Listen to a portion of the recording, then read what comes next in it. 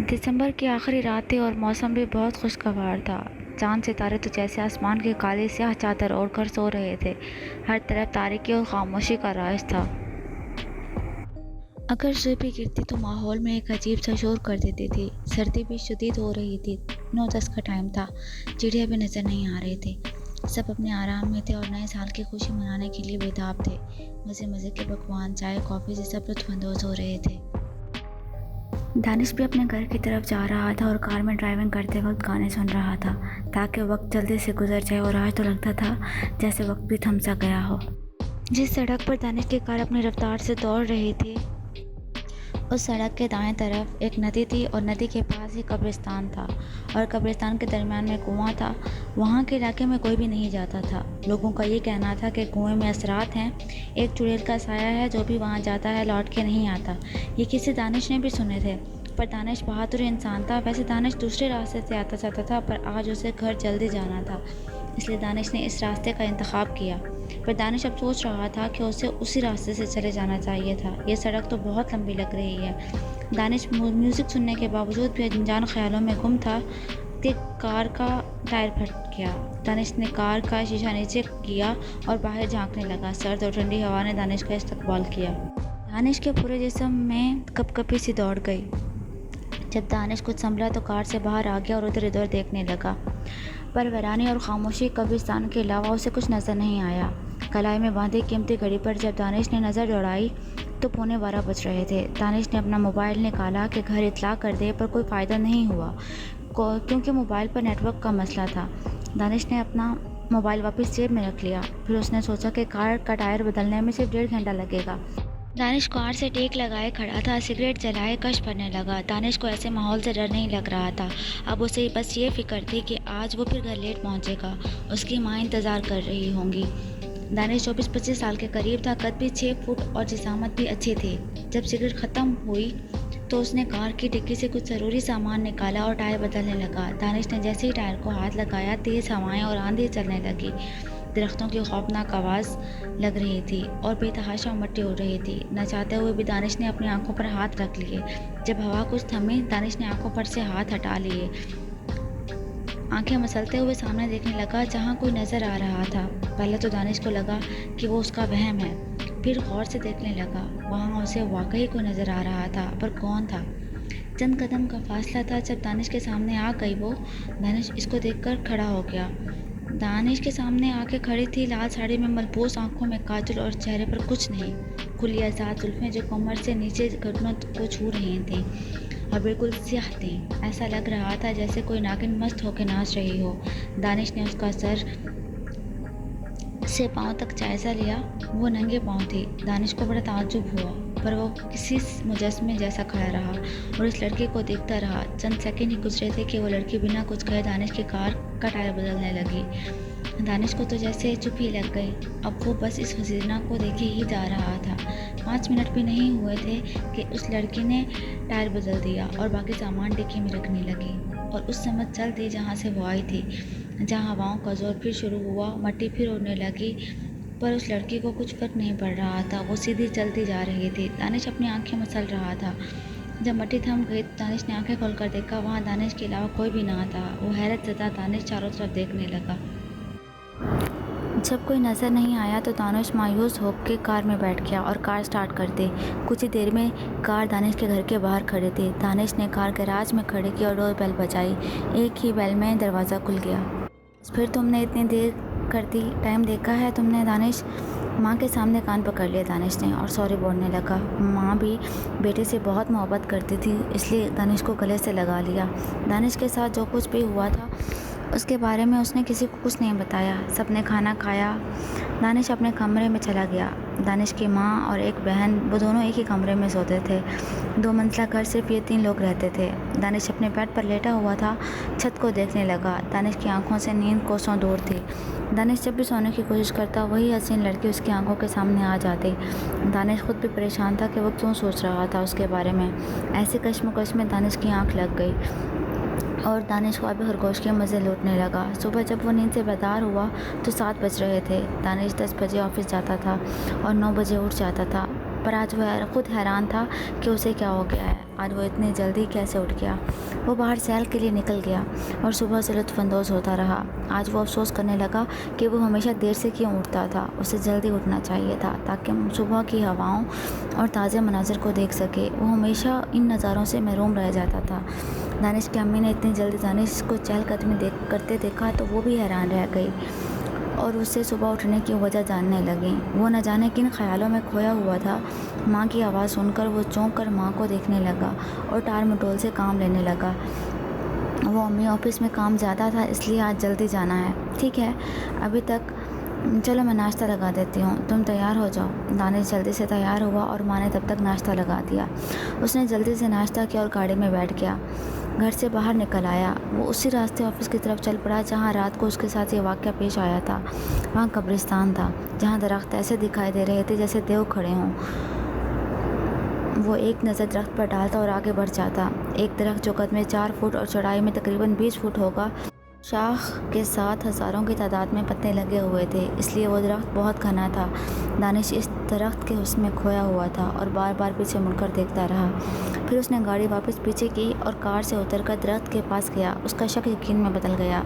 दरख्त के नीचे एक लड़की बैठी थी जिसने लाल साड़ी पहनी हुई थी और घुटनों पर सर रखकर बाहों में समेट रखा था। उसकी जुल्फ़ें ज़मीन को छू रही थीं। उसका पूरा जिस्म जुल्फ़ों से ढका हुआ था, सिर्फ हाथों की पुश्त और पाँव नज़र आ रहे थे। दानिश उसके पास जाकर खड़ा हो गया, लेकिन उसके सीना पर उसके आने का कोई असर ना हुआ। वो ऐसे ही बेख्याली में बैठी रही। दानिश कई लम्हात इसको देखता रहा, फिर बोला, ऐ लड़की, तुम इस कब्रिस्तान में क्यों आई हो? कल रात भी मैंने तुम्हें देखा था।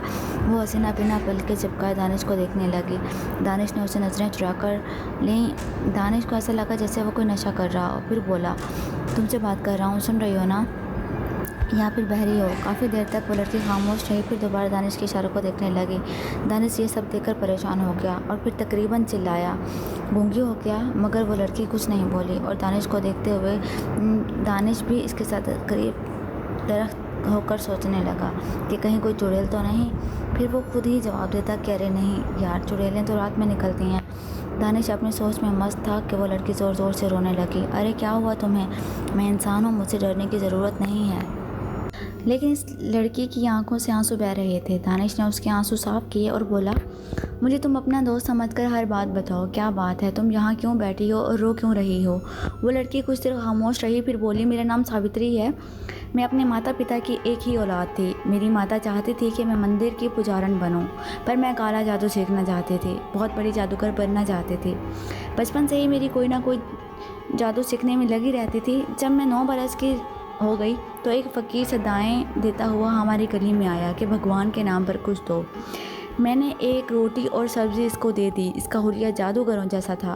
काले रंग का चोगा पहना हुआ था, हाथ में बड़े बड़े मोतियों वाली गांठ माला थी और गले में भी लटकी हुई थी जिसमें छोटी छोटी खोपड़ियाँ पिरोई हुई थीं और 5 उंगलियों में अजीब किस्म की अंगूठियाँ पहनी हुई थीं। चेहरे से वहशत टपक रही थी। उसके करीब गई मैं और मैंने कहा, बाबा आपको काला जादू आता है? वो मुझे सुर्ख सुर्ख आंखों से घूरने लगा। मैं सहम गई। फिर जब उसने बोला, तुम सीखना चाहती हो? तो मैंने फ़ौरन हाँ कर दी और बेतकल्लुफ़ होकर बात करने लगी। फिर उस बाबा ने मुझे एक मोती दिया और बोला, इस मोती को रात 12 बजे गौर से देखना और घर में इसके बारे में किसी को नहीं बताना। मैंने ऐसा ही किया। वो मोती लेकर घर आ गई, खाना खाया और रात को उसका इंतज़ार करने लगी। और जब रात के 12 बजे तो मैंने वो अमल दोहराया। मोती को हथेली पर रख कर देखने लगी। मुझे ऐसा लगा जैसे मैं उस मोती के अंदर दाखिल हो गई हूँ। ये वीरान जंगल था। मैं चलती जा रही थी, हर तरफ वीरानी ही वीरानी थी और अब कब्रिस्तान शुरू हो चुका था। हैरत की बात यह थी कि मैं रात में आई थी पर वहाँ पर रोशनी थी, दिन था। मैं मायूसी से एक जगह पर बैठ गई। मुझे अचानक ही उस बाबा की आवाज़ सुनाई दी, रुको मत, चलते जाओ उस तरफ। मैं फिर चलने लगी। मुझे सामने एक कुआं दिखाई दिया। मुझे प्यास भी लगी हुई थी। मैंने कुएं की तरफ रुख किया। जब मैंने कुएं में झांक कर देखा तो अंधेरे के सिवा कुछ भी नज़र नहीं आया। मैं वापस जाने लगी तो मुझे कुएं में से आवाज़ सुनाई दी, इस कुएं में कूद जाओ। मैं डर के मारे चंद कदम दूर हो गई और फिर आवाज़ सुनाई दी, डरो मत, तुम्हें कुछ भी नहीं होगा, कूद जाओ। मैंने आंखों को बंद किया, कुएं में कूद गई। आंखें खोलो, मुझे फिर आवाज़ सुनाई दी तो मैंने आंखें खोल दी। उफ भगवान, वहाँ इतनी बदबू छा रही थी कि मेरा नाक बंद होने लगा। मैंने इधर उधर देखना शुरू किया। छत पर कांटे लगे हुए थे जिनमें और मुर्दा आदमी, औरतें और उनके अज़ा लटक रहे थे। मेरी चीख निकल गई, मैं बेहोश हो गई। जब मुझे होश आया तो मैं काले से पत्थर पर लटकी हुई थी और मुझे चारों तरफ खोपड़ी नुमा चिराग नज़र आ रहे थे जो कि रोशन थे। मैं जल्दी से उठकर बैठ गई। मेरे करीब वही बाबा आया और बोला, तुम्हें जादू सीखना है ना, तो पहले तुम्हें अपना डर ख़त्म करना होगा। मैंने कहा, मैं कैसे करूं अपना डर ख़त्म? वो बोले, मैं जो तुमको करने के लिए दूंगा तुम्हें वही करना होगा। मैंने कहा, ठीक है, मैं वैसा ही करूंगी जैसा आप कहेंगे। बाबा ने एक खोपड़ी उठा ली और अपनी उंगली काट कर उसमें लगा दी। खोपड़ी पूरी खून से भर गई। बाबा ने अपनी उंगली पर फूंक मारी तो उसमें से खून आना बंद हो गया। फिर बाबा ने वो खोपड़ी मुझे थमा दी और बोले, ये पियो। मैं एक नज़र उस काले खून को देखा और फिर पीने से मना करने लगी। बाबा ने कहा, सावित्री, तुम ये समझो कि बड़े बड़े आमिल मेरे खून के प्यासे हैं। इस खून में बहुत ताकत है, उसकी एक एक बूंद में ताकत है और जादू रखा है। तुम जब इस खून को पियोगी तब तुम्हें पता चलेगा कि उसकी ताकत का। मैंने आंखें बंद करके वो सारा खून पी लिया। उसको पीने के बाद मुझे ऐसा लगा जैसे किसी ने मेरे अंदर जान फूंक दी हो और मुझे डर भी नहीं लग रहा था। मुझे भूख सताने लगी और मैंने इर्द गिर्द नज़र दौड़ाई तो मुझे मुर्दा इंसान नज़र आए। हम हिंदू हैं, सब्ज़ी खोर हैं, अंडे नहीं खाते, पर मैंने इंसानों के मुर्दा वजूद पर नज़र डाले तो ज़ुबान पर पानी आया और लपक कर इंसान के अज़ा नोच नोच कर खाने लगे। जब मेरा पेट भर गया तो मैं हट गई। मैं 6 साल से इंसानी गोश्त खा रही हूँ और खून भी पी रही हूँ। दिन में घर में होती हूँ और रात को इस कुएं में। घर वालों के सामने थोड़ा बहुत दाल रोटी खाती और बाहर जाकर उल्टी कर देती थी। मुझे सब्ज़ी दाल रोटी में जायका नज़र नहीं आता था। फिर रात में दिल भर के गोश्त खाती और खून पीती। एक दिन मैंने बाबा से फरमाइश की कि वो मुझे अब जादू सिखाएं। बाबा ने कहा, जादू तो मैं तुम्हें सिखा दूंगा, पर तुझे हमारे साथ रहना होगा इस कुएं में। पहले तो मैंने सोचा, फिर हाँ कर दी। कुएं में रहने लगी। मेरे घर वालों का मुझे आज तक पता नहीं चला कि वो कहाँ हैं। बाबा ने मुझे हर तरह का जादू सिखाया।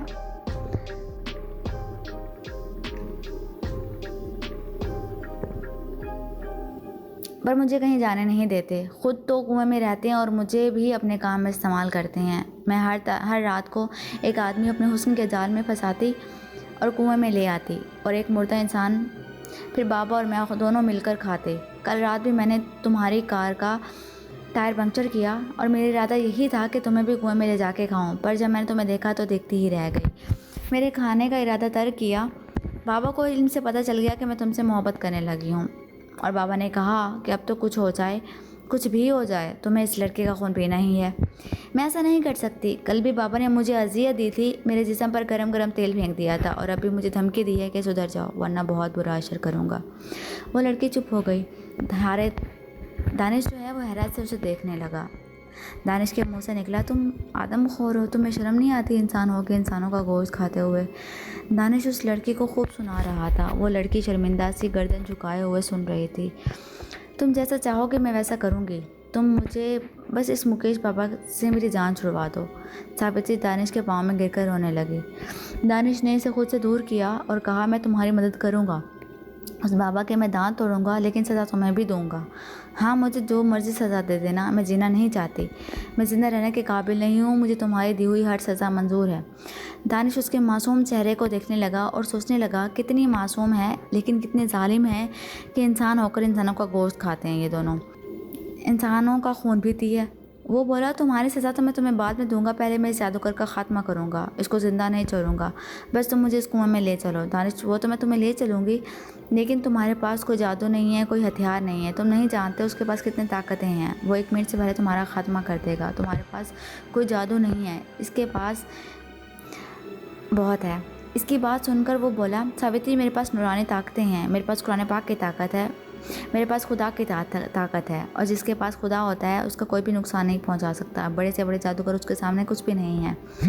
बस मुझे उसके सामने ले चलो, फिर देखना मेरा काम। उसकी बातें सुनकर सावित्री शर्मिंदा हुई और वो दोनों उठ खड़े हुए। दानिश भी उठ गया। फिर दोनों चलने लगे। वो जल्द ही उस कुएं के पास पहुँचे। वो इतनी जल्दी कैसे पहुँचे, दानिश ये बात समझ नहीं सका। यह है वो कुआं जिसमें वो जादूगर रहता है, जहाँ मैं उसके साथ रहती हूँ। सावित्री ने सब कुछ बताया। हमें इस कुएं में उतरना होगा, दानिश ने कहा। उसने कहा देखते हुए कहा, हाँ उतरते हैं। इतना कहकर दोनों ने कुएं में छलांग लगा दी। दानिश ने जेब से रुमाल निकाल लिया और नाक पर रख लिया ताकि बदबू की वजह से उसका नाक ना बंद हो जाए। दोनों कुएं में एक तरफ चलने लगे। आगे गए तो दानिश पर इंसानी हड्डियां गिरने लगीं। यह मंजर देखकर वो घबराया और ख़ुद को बचाने लगा। फिर जो भी हड्डी नीचे गिरती एक ढांचा सा बन जाती और फिर वो ढांचा दानिश की तरफ बढ़ने लगता। ये सब बड़ा खौफनाक सा था। पहले तो वो ये सब देखकर डर गया, लेकिन बाद में उसने हिम्मत पैदा की और पास पड़ा हुआ पत्थर उठाकर ढांचों पर उछाल दिया। पत्थर के लगते ही ढांचा बिखरने लगा और वो फिर से जुड़ने लगा। दानिश ने ये सब देखा तो जल्दी से आयतुल कुर्सी पढ़ने लगा। आयतुल कुर्सी के पढ़कर फूंक मारने से उसने ढांचों को आग लगते देखा और वो जलकर राख हो गए। दानिश आगे बढ़ने लगा। अचानक 3 फुट की बुढ़िया दानिश की तरफ बढ़ने लगी। उसकी ज़ुबान सांप नुमा थी, उसका चेहरा भी बहुत डरावना सा था। दानिश ने इसको देखा तो दानिश को वहशत सी आने लगी थी। उसका दिल बेकाबू होने लगा। इसने चुड़ैल कर मुंह पर थप्पड़ मारा। वो चुड़ैल खर्राई और दानिश पर झपट पड़ी और दानिश की गर्दन में लंबी जुबान लपेट दी। दानिश ज़मीन पर गिर गया। उसका दम घुटने लगा, उसकी आंखें बंद होने लगीं। अचानक दानिश ने कलमे का विर्द शुरू कर दिया। उसके ऐसा करने की देर थी कि चुड़ैल चीख मारकर पीछे हट गई। दानिश ने जल्दी से उठकर खड़ा हुआ और तेज़ तेज़ आवाज़ में कलमा पढ़ने लगा। कुएं में हर तरफ अफरा तफरी फैल गई। वो चुड़ैल ज़मीन में धंस गई। दानिश ने कलमे का विर्द जुबान पर जारी रखा। एकदम एक बूढ़ा काले लिबास में इसके सामने आया तो सावित्री ने कहा, दानिश, ये वही है मुकेश बाबा जिसने ये सब कुछ किया है, जिसने मुझे इस हाल तक पहुंचाया। दानिश उसे कहर हालूत नज़रों से देखने लगा और कहा, तेरा खेल अब ख़त्म हुआ, अब तू जिंदा नहीं रहेगा। इतना कहकर वो बूढ़े पर झपट पड़ा। जादूगर कुछ पढ़कर उस दानिश पर फूंका, लेकिन दानिश की जुबान पर कलमे का विर्द जारी था, जिसकी वजह से उस पर कोई असर नहीं हो रहा था। दानिश ने एक नज़र इसकी तरफ पड़े हुए खंजर पर पड़ी, जिससे मुकेश इंसानी जिस्म और मुर्दों को काट कर खाता था। दानिश ने वो खंजर उठाया और पापा पर वार किया। दानिश ने मुकेश के बाजू पर वार किया। चंद कतरे खून के निकले, फिर जख्म बंद हुआ। ये देखकर दानिश कुछ हैरान हुआ, लेकिन उसने हिम्मत ना हारी। उसके पेट पर इसके जिस्म पर वार करने लगा। इस पर कोई भी असर नहीं हो रहा था। वो बदस्तूर उसके सामने खड़ा रहा। इसकी सुर्ख आंखें दानिश को घूर रही थीं। दानिश कुछ खौफज़दा था, लेकिन हिम्मत नहीं आ रहा था। उसने एक वार इसकी गर्दन पर कर दिया। उसके इस वार से इसकी गर्दन एक ही वार में कट कर एक तरफ जाके रही। उसका धड़ एक तरफ गिर गया। फिर वो धड़ उठा और उसने एक तरफ बढ़ते हुए अपने सर को उठाया, अपनी गर्दन पर रख दिया और उसका सर जुड़ गया। ये सब देखकर दानिश ना सिर्फ हैरान हुआ बल्कि परेशान भी हुआ, खौफज़दा हो रहा था। ये सब क्या हो रहा है? वो लड़ते लड़ते थक रहा था और अब लड़ने की हिम्मत नहीं रही थी। इससे कुछ नहीं समझ आ रहे थे कि वो इस बूढ़े को कैसे मारे। उसके सब हरबे नाकाम हो चुके थे।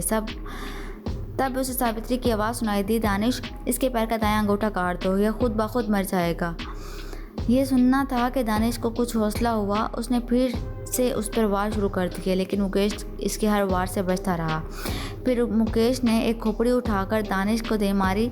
दानिश लड़खड़ाकर एक तरफ जा गिरा। नीचे गिरते ही उसने मुकेश जादूगर का अंगूठा काट दिया। ये काम उसने बड़ी फुर्ती से किया था। इसको ऐसा करने की देर थी, मुकेश जादूगर के मुंह से एक भयानक चीख बुलंद हुई और वो इधर उधर भागने लगा। उसके जिस्म को आग लगती जा रही लगी। वो जलने लगा और फिर कुछ ही देर में उसका ढांचा वहाँ मौजूद था। दानिश ये सब देख रहा था। उसको अपनी कामयाबी पर बहुत खुशी हो रही थी। सावित्री उसके पास आई और बोली, दानिश, तुमने इसको मार कर लोगों को एक जालिम के हाथों से निजात दिला दी। अब मेरे लिए क्या सज़ा है मुझे बताओ, मैं तुम्हारी सज़ा भुगतने के लिए तैयार हूँ। दानिश ने उसे गहरी नज़रों से देखा और कहा, तुम्हारी सज़ा ये है कि तुम्हें मुझसे शादी करना होगी और अपना मज़ा बदलोगे तुम, लेकिन उसके लिए मैं तुमको मजबूर नहीं करूँगा। अगर तुम शादी के लिए तैयार हो तो तब तुम ये करना। सावित्री बोली, मैं ऐसा करने के लिए पूरी तरह तैयार हूँ। मुझे खुशी हुई है कि तुमने मुझे अपनाने की हामी भर ली, वरना मौत की सज़ा भी देते तो मुझे वो भी कबूल होती। लेकिन अब जल्दी से यहाँ से निकलो, वरना ये कुआं भी हमें जला देगा। इतना कहकर दानिश का हाथ पकड़ा और कुएं से बाहर निकल आए। फिर वो कुआं से धुएं से भरने लगा, जैसे उसके अंदर आग लग गई हो। वो दोनों एक तरफ चल दिए। एक मौलवी के पास गए। सावित्री मुसलमान हुई वहाँ पे और सावित्री ने कलमा पढ़ा। सावित्री का नाम तब्दील हुआ और वो सावित्री से कुलसुम बन गई। मौलवी ने इन दोनों का निकाह कर दिया। फिर वो हंसी खुशी ज़िंदगी बसर करने लगे। कुलसुम ने कुरान पाक भी पढ़ लिया है और 5 वक्त की नमाज़ भी पढ़ती है। उसकी शादी को 7 साल हो चुके हैं और उसके 3 बच्चे हैं। अब उनका घर बहुत ही खूबसूरत है, जहाँ वो खुशी भरी ज़िंदगी जी रहे हैं। कुलसुम हर वक्त दुआएं करती है कि इसके बच्चे मुकेश जैसे इंसान ना बने।